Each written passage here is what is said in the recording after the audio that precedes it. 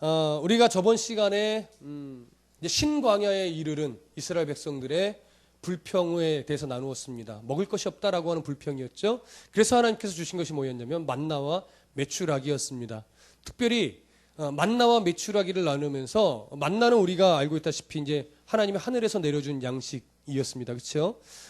그 만나에 대해서 만나가 뭐냐 도대체라고 하는 의견들이 분분했습니다. 학자들의 의견도 다양하게 있고 크게 세 가지 견해입니다. 그렇죠? 하나는 하늘에서 내려준 그냥 신비한 이 땅에 없는 존재하지 않는 신비한 양식이다라고 하는 것 첫 번째 견해. 이게 전통적으로 우리가 이해하고 있는 견해입니다. 두 번째는 곤충의 분비물, 분비물이다라고 하는 두 번째 견해가 있고 세 번째 견해는 어떤 식물의 진액이었어요. 그래서 그 진액 조금 나오는데 그 진액이 맛을 보면 꿀 섞은 과자 같은. 그래서 보통 곤충들이 그것을 먹고 자라나는 그런 거였는데 최근의 신학 속에서는 세 번째 견해를 많이 따라갑니다. 세 번째 견해를 신비한 이 땅에 존재하지 않은 신비한 양식으로 봐도 무리가 없어요. 그러셔도 상관없습니다. 그러나 제가 개인적으로 지지하는 견해는 세 번째 견해예요. 식물의 진액으로 봅니다. 왜냐하면 저번 시간에 말씀드린 왜 그 견해를 지지하냐면 하나님이 물 없는 길로 이스라엘 백성을 인도하고 양식이 없는 길로 이스라엘 백성들을 일부러 인도하십니다. 무슨 말씀인지 아시죠? 근데 하나님이 능력이 없어서 물이 없는 곳으로 했던 것이냐? 아니죠. 하나님이 능력이 모자라서 양식이 없는 그 길로 굳이 인도한 것이냐? 아니라는 거예요. 그것을 통해서 뭘 시험해요? 하나님을 의지하느냐? 하나님을 신뢰하느냐? 하나님께 바르게 순종하느냐를 계속 테스트하는 것이죠. 그러나 결국 그 테스트마다 이스라엘 백성들은 다 통과를 못했어요. 3일 길을 견뎌내지 못하고 물이 없다고 불평했고 또 얼마 지나지 않아서 또 양식이 없다고 불평했습니다. 그래서 만나와 메추라기를 주는데 메추라기는 뭐예요? 철새예요. 신광야가 중간에 그 쉬는 자리입니다. 그렇죠? 거기서 매일 200만 마리씩 하나님 메추라기를 몰아주신 거예요. 결국 뭐예요? 메추라기도 하나님의 뜻에 순종하여 온다라고 하는 것을 보여주는 거죠. 봐라, 하나님이 능력이 없어서 너희들을 못 먹이시는 거 아니다 이거죠. 하나님의 뜻만 품고 말씀 한마디면 메추라기도 매일 밤마다 200마리씩 너희들의 진영에 오지 않느냐. 너희들이 막 잡으려고 뛰어다니는 것도 아니고 그냥 손만 뻗으면 뭐가 잡혀요? 메추라기가 잡히는 거예요. 그게 하나님의 역사예요. 마찬가지로 똑같은 원리로 만나는 뭐예요?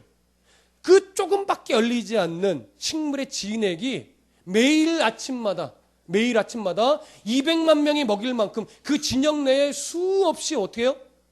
그게 열리는 거죠. 진액이.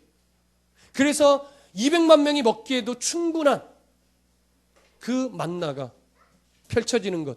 이것을 통해서 이스라엘 백성들이 깨달을 수 있는 건 뭐예요? 하나님이 얼마든지 마음만 먹으면 너희들에게 음식을 줄 수 있다라고 하는 거예요. 그것을 보여주는 겁니다. 그것을 이스라엘 백성들이 깨달아야 되는 거예요. 그래서 만나와 메추라기는 이 땅에 전혀 없는 음식으로 하나님이 내어주시는 것이 아니라 이 땅에 있는 걸 하나님의 뜻대로 몰아주셔서 먹게 하는 거죠. 그러면서 그들에게 보여주시는 게 뭐예요? 너희들의 불순종은 단순하게 먹을 거리가 없어서 하는 불순종이 아니다라는 것, 그것을 보여주는 거예요. 자, 오늘 본문으로 좀 들어가 보시죠. 15절부터 18절을 한번 다 같이 읽어보겠습니다. 시작. 이스라엘 자손이 보고 그것이 무엇인지 알지 못하여 서로 이르되 이것이 무엇이냐 하니 모세가 그들에게 이르되 이는 여호와께서 너희에게 주어 먹게 하신 양식이라. 여호와께서 이같이 명령하시기를 너희 각 사람은 먹을 만큼만 이것을 거둘지니 곧 너희 사람 수요대로 한 사람에 한 오멜씩 거두되 각 사람이 그의 장막에 있는 자들을 위하여 거둘지니라 하셨느니라. 이스라엘 자손이 그같이 하였더니 거둔 것이 많기도 하고 적기도 하나 오멜로 되어본즉 많이 거둔 자도 남음이 없고 적게 거둔 자도 부족함이 없이 각 사람은 먹을 만큼만 거두었더라. 자, 하나님께서 그렇게 만나와 메추라기로 먹으셨는데 특별히 만나를 중심으로 우리가 살펴보자면 만나를 풍성하게 주고 이스라엘 백성들은 자기 장막에 거하는 식구의 숫자대로 1인당 한 오멜의 양만큼 그들의 이제 부피 단위죠. 한 오멜만큼씩 거둔 거예요. 그러니까 두 사람이 살면 15멜.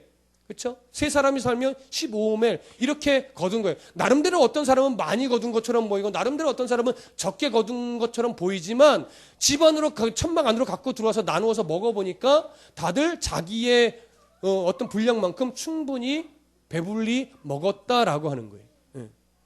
그것이 만나가 가지고 있는 의미입니다. 설사 그들이 많이 거두어서 남겨놨다 하더라도 그것은 벌레가 썩고 상해버렸어요. 그리고 지인의 땅에 서려있던 만나는 햇빛이 나자마자 다 사그러져 없어져 버린 겁니다. 그렇다면 여기서 우리가 한 가지 질문을 하고 넘어가야 될 것이 있습니다. 여러분, 왜 굳이 하나님께서 이 만나를 하루에 한 번씩만 걷어갈 수 있게 하셨을까요? 일주일치씩 걷게 하셨으면 안 되셨을까요? 아니면 한 달치 분량씩 주고서 한 달에 한 번씩만 내게 나와라 이러면 안 됐을까요? 굳이 하나님이 매일 아침마다 새로운 만나를 주신 이유는 뭘까요? 그 부분을 좀 생각해 볼 필요가 있습니다. 여러분들은 어떻게 생각하십니까? 예를 들어 생각해 보세요. 우리가 애들이 용돈을 받는 애들은 보통 하루씩 어릴 때야 뭐 그때 뭐 엄마 용돈 좀 줘 그래서 받지만 대부분 용돈을 받는다고 하면 월 단위로 주거나 주 단위로 주죠. 그렇죠?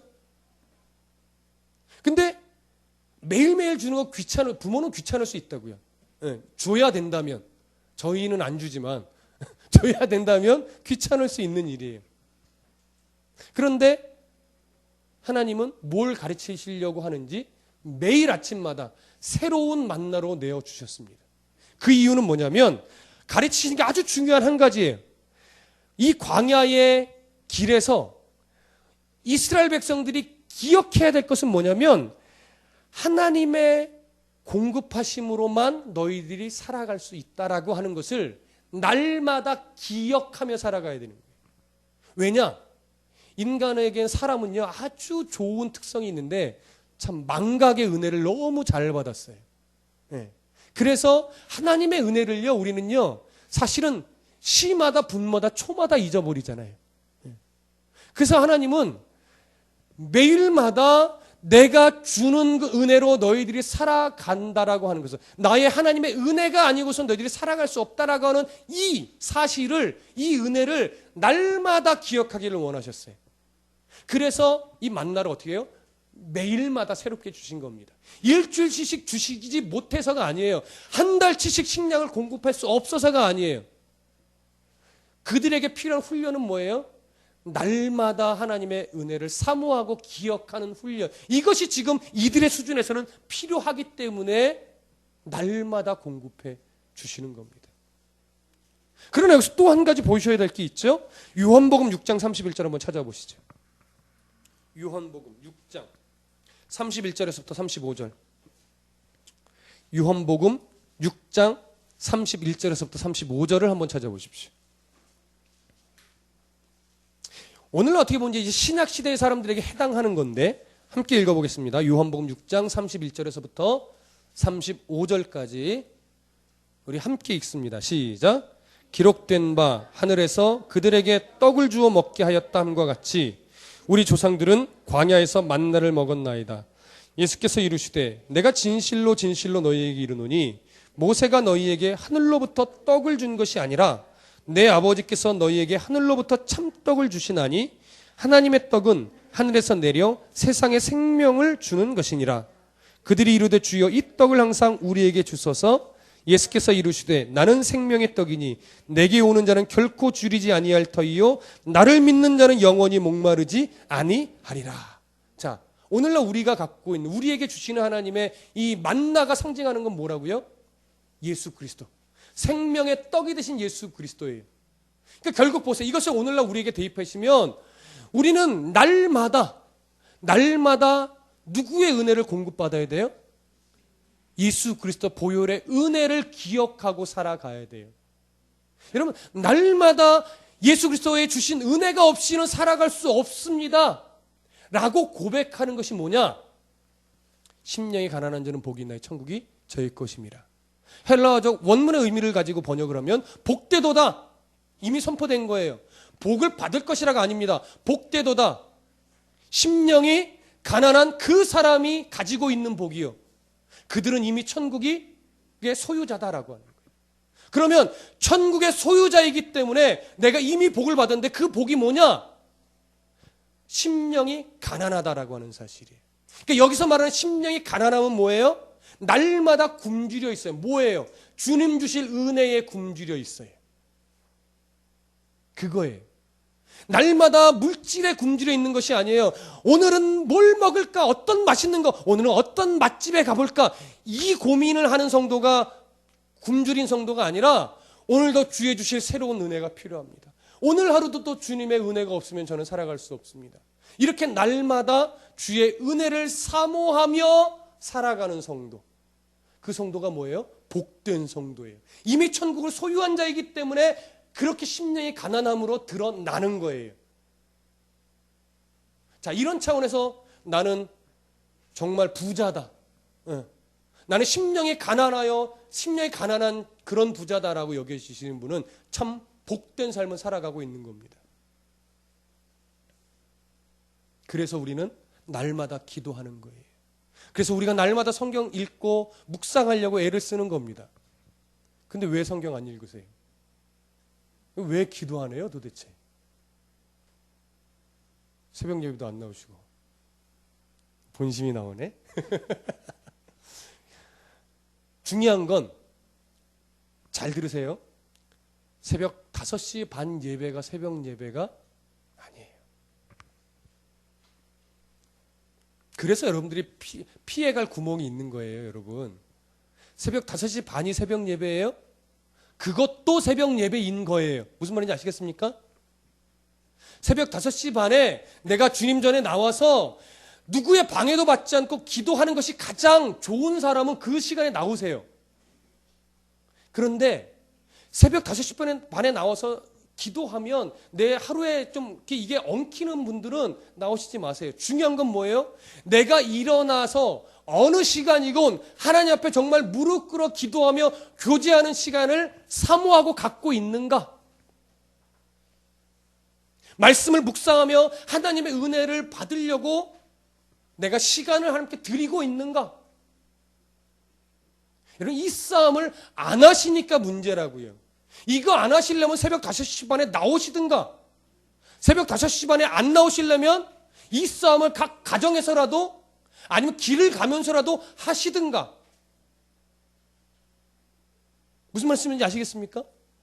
5시 반에도 안 나오고 개인적으로도 하나님과 묵상할 시간을 떼어놓지 않고 말씀도 읽지 않고 무슨 배짱인지 모르겠어요. 하나님의 은혜도 사모하지 않고. 예수를 처음 믿을 때는 그럴 수 있어요. 그렇죠? 그러나 점점점 뭐예요? 하나님의 은혜를 사모해 갈 때마다 정말 나는 하나님의 은혜 없이는 안 되는 존재이군요라는 걸 알아가잖아요. 그러면 몸부림치셔야죠. 기도하고 또 말씀을 묵상하고 한 구절이라도 묵상하고, 하나님 오늘도 이 말씀 붙잡고 하루 시작합니다. 도와주세요. 내가 아무리 자녀들을 케어한다고 해도 저 아이들이 어디서 무슨 일을 만날지 알 수 없는데 하나님 도와주세요. 그러니까 믿음이 너무 좋든지, 둘 중에 하나예요. 믿음이 너무 좋든지 아니면 겁을 상실했든지. 여러분 생각해 보세요. 어른이고 아이고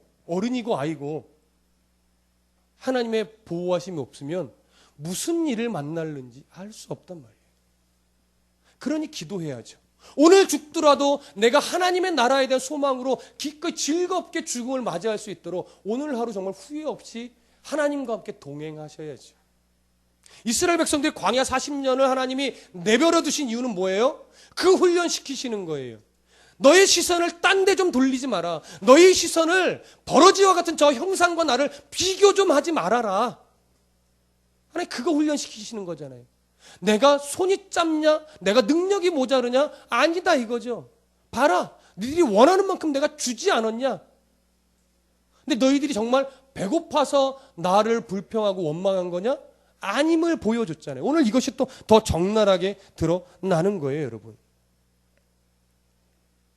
그래서 그 훈련, 날마다 하나님의 은혜를 사모하는 훈련이 여러분 우리에게도 필요합니다. 예. 그래서 우리나라에 그래서 가장 좋은 훈련이 새벽 예배였어요. 예, 새벽 예배. 그래서 유익하고 덕이 됩니다. 예, 사실. 그러니까 여러분 좀 힘을 내십시오. 기도하는 일에.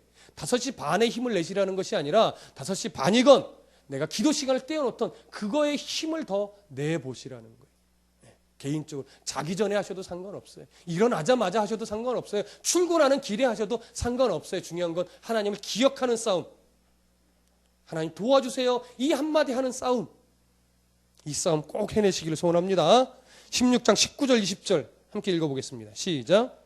모세가 그들에게 이르기를 아무든지 아침까지 그것을 남겨두지 말라 하였으나 그들이 모세에게 순종하지 아니하고 더러는 아침까지 두었더니 벌레가 생기고 냄새가 난지라 모세가 그들에게 노하니라.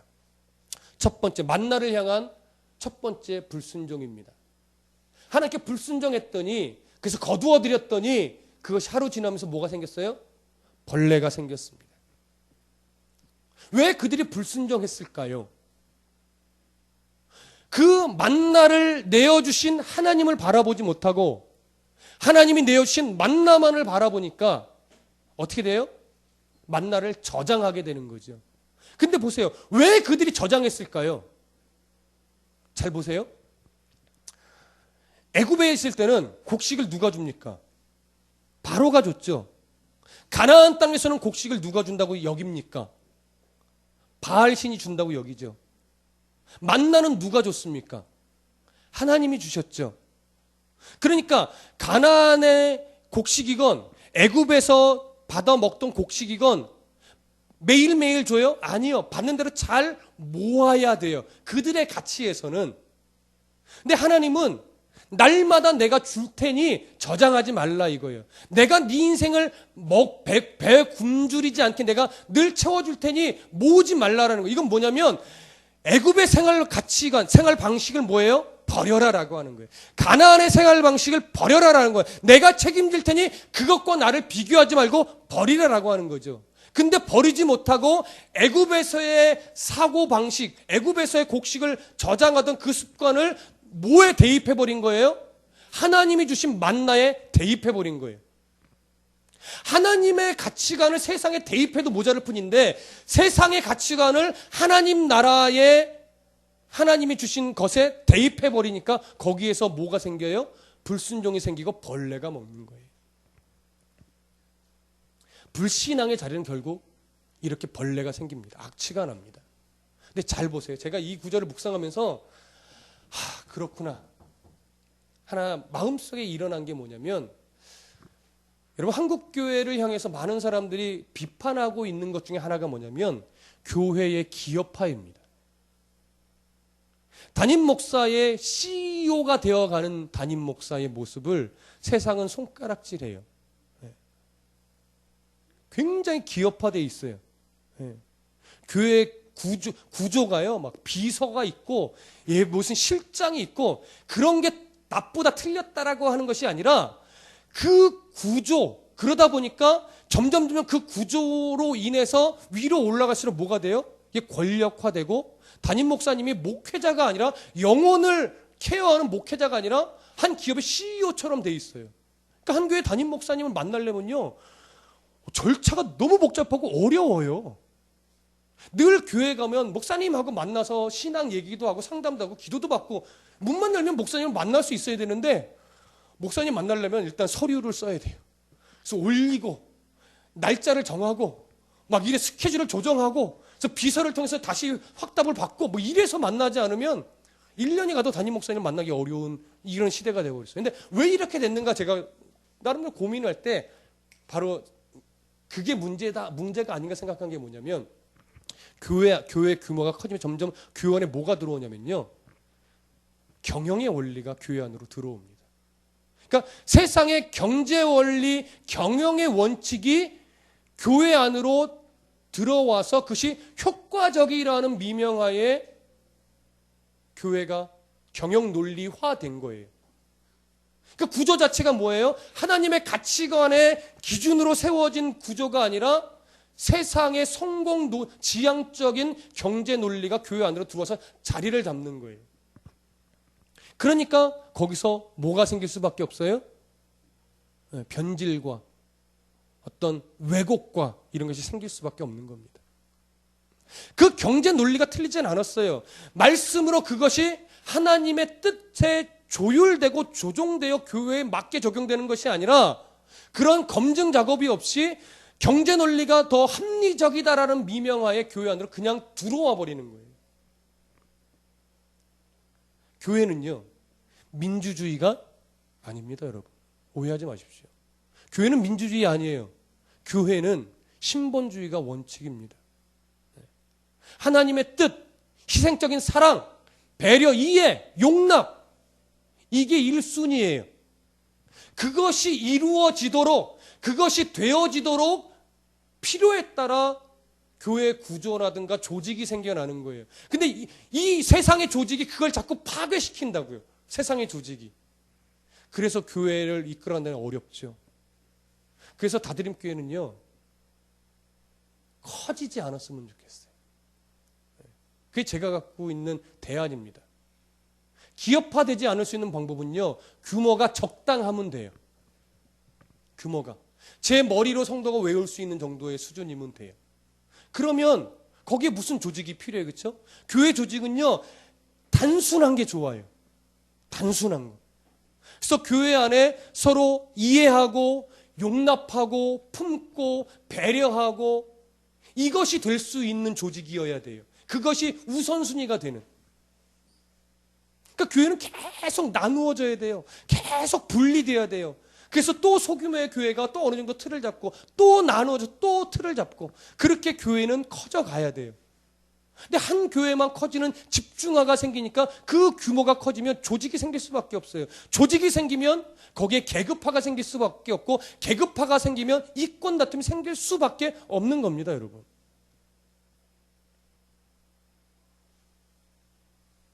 그것을 우리가 극복해내야 돼요. 다른 교회를 바라보는 것이 아니라 우리가 섬기는 이 교회가 그렇게 하나님이 주신 이 기준을 갖고 바르게 성장해야 됩니다. 그래서 제가 늘 기도 제목 드리는 게 뭐예요? 바른 성장과 바른 성숙이에요. 여기서 성장이라는 것은 규모를 말하지 않습니다. 육적으로 영적으로 같이 성장하는 그 바른 성숙이 필요해요. 바른 성장과 바른 성숙은 늘 말씀에 근거한 성장과 말씀에 근거한 성숙입니다. 그러니까 말씀을 덮어놓고 신앙생활하면 안 돼요. 여러분 성경에 먼지 털고 주일에 오시는 성도도 있으시면 안 됩니다. 성경에 먼지가 낄 날이 없으셔야 돼요. 제발 먼지 툭툭 털고 교회 오시는 성도가 아니시기를 부탁드립니다. 자, 22절부터 25절 함께 읽어보겠습니다. 22절부터 25절 함께 읽습니다. 시작. 여섯째 날에는 각 사람이 갑절의 식물 곧 하나에 2오멜씩 거둔지라. 회중의 모든 지도자가 와서 모세에게 알림해 모세가 그들에게 이르되 여호와께서 이같이 말씀하셨느니라. 내일은 휴일이니 여호와께서 거룩한 안식일이라. 너희가 구울 것은 굽고 삶을 것은 삶고 그 나머지는 다 너희를 위하여 아침까지 간수하라. 그들이 모세의 명령대로 아침까지 간수하였으나 냄새도 나지 아니하고 벌레도 생기지 아니한지라. 모세가 이르되 오늘은 그것을 먹으라. 오늘은 여호와의 안식일인즉 오늘은 너희가 들에서 그것을 얻지 못하리라. 자, 6일째에는 하나님이 만나를 갑절로 주셨습니다. 그렇게 갑절로 말씀하신 대로 순종하여 갑절로 거두니까 다음 날에도 벌레가 나지 않고 멀쩡했던 거죠. 그러니까 먹으면 되는 거였어요. 그렇죠? 여기서 우리가 발견하는 것이 뭡니까? 하나님께 순종함이 이렇게 중요하다는 거예요. 자연도 순종해요. 하루 다음 날이면 벌레가 먹던 것이 하나님의 뜻에 순종하니까 다음 날 벌레가 안 먹는 거죠. 만나도 순종해요. 메추라기도 순종한다고요. 근데 사람은 순종하지 않는 거예요. 자꾸 세상 논리로 하나님을 바라봐요. 모아야 될 것 같아요. 하나님이 매일매일 내가 책임질게 라고 해주셨음에도 불구하고 신뢰하지 못하고 모아드리고 모으고 모아야만 될 것 같은 거예요. 그래서 어떻게 됩니까? 두 번째 불순종이 일어나지요. 두 번째 불순종이. 자, 27절 함께 읽어봅니다. 시작. 일곱째 날에 백성 중 어떤 사람이 거두러 나갔다가 얻지 못하리라. 첫 번째 불순종이 있고 하나님이 말씀하셨음에도 불구하고 또 그 습성을 버리지 못하여 두 번째 또 하나님의 말씀을 불순종하여 나가서 또 거두러 갑니다. 그랬더니 못 거두었죠. 이 두 가지를 통해서 뭐가 증명됐어요? 너희들이 배고파서 불순종한 게 아니다라고 하는 거예요. 너희들이 불순종하는 것은 하나님의 뜻에 순종하는 게 불안해서다라고 하는 거예요. 하나님이 공급하심을 믿고 안 모아드리고 살아가는 것이 불안해서다라고 하는 거예요. 결국 불안하다는 건 뭐예요? 하나님을 신뢰하지 못하는 거죠. 하나님을 신뢰하지 못하니까 거기서부터 뭐가 생겨요? 불순종이 생기는 거죠. 우리가 싸워야 될 싸움은 바로 이겁니다. 하나님을 신뢰하는 싸움. 사실은요, 하나님의 이 약속, 매일 내가 주겠다는 이 약속은요, 얼마나 든든한 약속인지 몰라요. 보세요. 뭘 필요 없잖아요. 창고에 들여놓는 수고가 필요해요? 없다고요. 아침마다 가면 먹을 게 있는 거예요. 자, 오늘 이렇게 한번 적용해 보십시다. 하나님이 야, 일하러 가지 마라. 너 매일 기도하고 예배하고 또 나가서 봉사만 해라. 내가 매일 아침마다 10만 원씩 줄게. 다만 그 10만 원은 네가 먹고 마시고 이웃 섬기는데 다 쓰고 다음 날은 영원 한 푼도 남겨두지 말아라. 남겨두면 그게 돈이 아니라 휴지 조각이 될 것이다. 100만 원으로 하면 더 확실할까요? 100만 원을 준다고 해봅시다. 그러면 정말 그 100만 원을 먹고 돕고 하는데 해서 다음 날 한 푼도 우리가 잘 안 모아놓을 수 있을까요? 우리 안에 이런 불안함이 찾아올 거예요. 그러다가 내일 안 주시면. 그쵸? 20년 그렇게 살았는데 20년째 끊어버리시면 나는 뭐야? 노후 보장도 안 되고 그때는 나를 어쩌라고. 근데 우리의 불안은 이런 거예요. 그러니까 예수를 믿는데 노후 보장이 확실해야 우리는 안정감이 생기는 거죠. 노후 보장하지 말라는 얘기 아니에요. 보험도 드셔야 상관없어요. 보험을 들지 마라 이런 차원의 문제가 아니라 하나님으로 인해 우리에게 주는 안정감보다 우리는 무엇으로 인해 더 안정감을 누리냐면 든든한 연금, 노후 보장, 뭐 땅을 좀 사놓든가 뭐 집을 사놓든가 뭐 이래야 우리는 더 사실은 안정감을 누리지. 하나님이 책임지십니다. 이 말은요, 그냥 뭐예요? 위로만 돼요, 위로만. 이게 우리의 실제 수준이에요, 우리의 수준. 예. 여러분, 정말 하나님 때문에 노후를 걱정하지 않으실 수 있겠습니까? 하나님이 너 노후 보장하지 말아라. 내가 책임질게. 만약에 이 음성을 들려주셨다면, 정확한 건 이 음성 들려주시지 않습니다. 예를 드는 거예요. 아무리 기도해도 그 음성을 안 주십니다. 만약에 그렇게 들려주셨다면 여러분이 지금 이렇게 차곡차곡 들어오고 있던 모든 노후에 대비했던 모든 것을 다 끊어버릴 수 있겠습니까? 불안하실 거요. 불안하실 거요. 하나님이 원하시는 신앙의 싸움은 뭐냐면 내일 일은 난 몰라요. 오늘 하루를 정말 주님을 의지해 내가 바르게 살아가겠습니다. 그 싸움을 잘 싸워가는 것. 이 싸움은요, 누구만이 할 수 있는 싸움이냐면 오늘을 보장하시고 또 내일 하루를 보장하시는 하나님을 신뢰하는 자만이 이 싸움을 할 수 있어요. 그러니까 이 하나님을 신뢰하지 못하면 이 싸움을 아무리 백날 얘기해도 그냥 목사님이니까 하는 소리라고밖에 여겨지지 않는 거예요.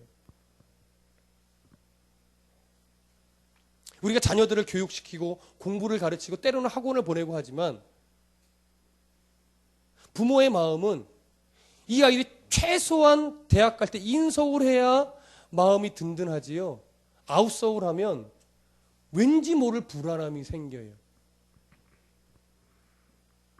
아이의 신앙과 상관없이 아이가 신앙이 튼튼하면 인서울이든 아웃서울이든 아무 문제 안 될 텐데 우리가 자녀를 바라보는 시선은 자꾸 부모된 입장에서 인서울 아웃서울이 그 아이가 갖고 있는 신앙의 중심보다 더 중요하게 생각되는 거예요. 그러니까 부모의 싸움은 뭔지 아세요? 인서울 아웃서울이 아니라 이 아이가 우리 아이가 믿음에 서 있나 세상에 서 있나 이 싸움 이걸 가르치는 싸움을 더 하셔야 돼요. 근데 그 싸움은 안 해요. 야, 너 이래서 인성을 하겠냐? 맨날 얘기하는 게 그거밖에 없으니 아이들한테 믿음이 어떻게 세워져요? 그러다 보니까 저는 반대급부적으로 이렇게 얘기합니다. 야, 대학 꼭 가야 되겠냐? 그러니까 가야지 무슨 소리야? 반대로 지가 이렇게 얘기를 하는 거죠. 여러분, 우리의 신앙이나 자녀의 신앙이나 가장 중요한 것은 무엇을 먹을까 마실까의 염려가 아니라 심령이 가난함을 느끼는 성도가 되셔야 돼요. 심령이 가난함. 하나님 말씀에 늘 굶주려 있는 성도로 만드셔야 돼요. 그러면요, 어디다 던져놔도 스스로의 신앙으로 하나님을 찾아가고 스스로의 신앙으로 하나님을 찾으면 하나님이 그 길을 열어주시는 대로 간다고요, 아이가. 그러면 가장 가치 있는 삶을 살아요. 세상은 그것을 폼나지 않잖아라고 말할지 모르지만 하나님이 보실 때는 가장 복된 길을 간다고요. 가장 복된 길. 이 눈이 좀 열려야 되는데, 우리의 신앙 수준이 아직 이 눈이 안 열리니까 이게 안타까운 겁니다. 예수님의 책망을 보세요. 예수님의 책망 28절 함께 읽어봅니다. 시작. 여호와께서 모세에게 이르시되 어느 때까지 내 계명과 내 율법을 지키지 아니하려느냐? 이스라엘 백성에 대한 책망이지만요, 오늘날 우리에게 동일하게 주는 책망이에요. 언제까지 하나님의 말씀으로 내서 너희 마음이 좀 든든할 수 있겠니라고 하는 거죠. 언제까지 하나님의 공급하심으로 네가 평안함을 누리면 안 되겠냐라고 하는 거죠. 세상 염려 근심에 사로잡혀서 하나님의 말씀이 귀에 안 들어와요. 우리의 수준이 자꾸 그렇다고요.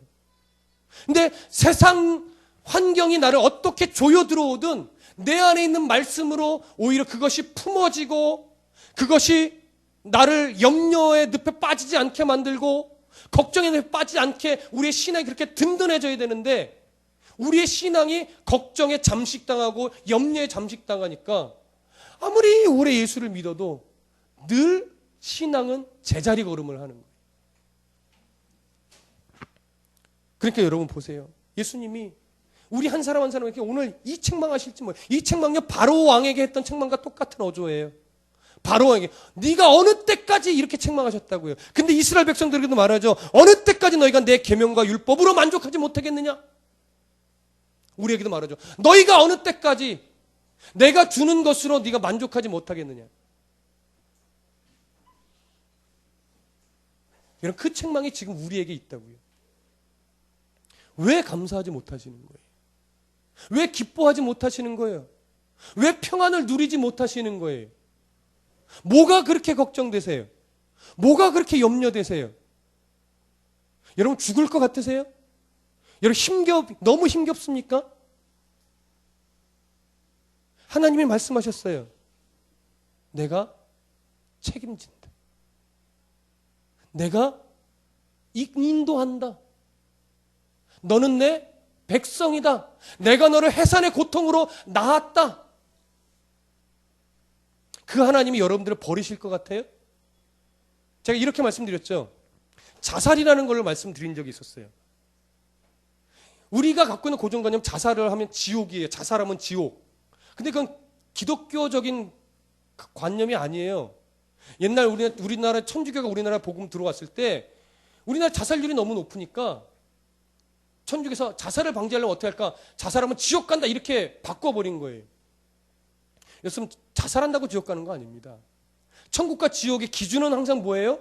예수 그리스도의 십자가예요. 근데 왜 예수의 십자가가 있는 그 중심에 자살이 끼어들어와서 천국과 지옥을 갈라놓느냐고요. 그거 아니에요, 여러분. 그러나 또 하나 보세요. 생명의 주권자가 누구예요? 하나님 맞으시죠? 여러분, 내가 죽고 싶다고 죽어지는 줄 아세요? 못 죽어요. 하나님이 알았어, 와 하면 자살을 통해서도 하나님 나라에 갈 수 있는데 하나님 허락하시지 않으면 내가 아무리 죽고 싶다고 해서 죽을 수 없어요, 여러분. 하나님이 여러분들이 허락하신 훈련을 다 받아내야 그제서야 하나님 앞에 부름받을 수 있는 거예요. 그래서 어떤 사람은 참 쉽게 죽는데 어떤 사람은 참 못 죽잖아요. 죽으려고 해도 끝끝내 하나님이 살려내서 예수 앞에 돌아오게 만들죠. 어떤 사람은 죽고 싶지 않은데 너무 이상하게 쉽게 죽죠. 왜 그래요? 하나님의 보호하심, 하나님의 그 허락하심 안에 있는 거예요. 이 얘기 듣고 그럼 자살해도 되나? 안 돼요, 여러분. 생명을 누가 주셨는데 함부로 자살? 하나님의 책망받아요. 야, 생명의 주권자가 나한테 네 맘대로 네가 네 목숨을 끊냐? 하나님 가만 안 두세요. 책망하시지요. 이 얘기는 거꾸로 뭡니까?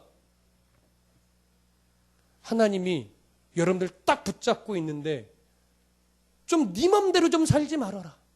네 고집대로 좀 살지 말아라. 네 욕심대로 좀 살지 말아라.